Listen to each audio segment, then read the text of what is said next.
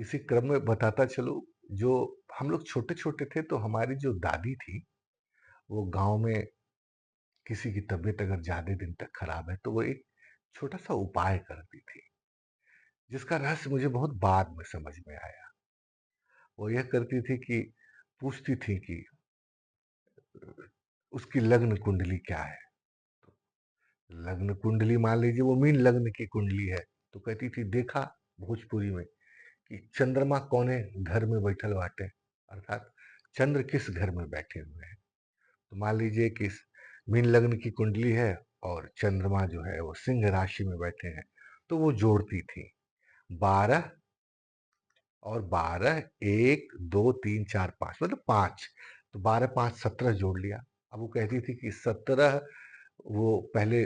आते थे, आपको ध्यान होगा कि जो नमक के रोड़े होते हैं बड़े-बड़े, उसको कूटा जाता था। पहले गाँव में ऐसे ही उपयोग करते थे। तो 17 कहती थी कि 17 दाने रोज ले लो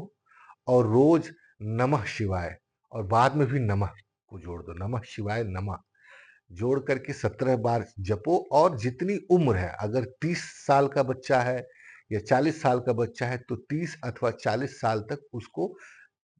किसी नदी में या किसी जहाँ पर जलप्रपात हो या जहाँ भी जल बह रहा हो,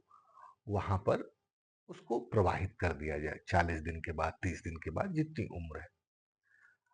अब मैं ज्योतिष को जब देखता हूँ तो मुझे लगता है कि ये बड़ा ही वैज्ञानिक है, क्योंकि जो नमक है वह शोधन का कार्य करता है और गलाने का कार्य करता है। तो जो दुर्भाग्य है, जो रोग है, जो बहुत ही सूक्ष्म तौर पर आपको परेशान कर रहा है, अगर उसको आप प्रवाहित करते हैं, प्रकृति की चीज़ प्रकृति को देते हैं, तो एक तरह का शोधन, आंतरिक शोधन की प्रक्रिया चालू हो जाती है। तो भारत में तो बहुत सारे ऐसे ज्योतिषीय उपाय हैं जिनका सीधे-सीधे प्रकृति से संबंध है।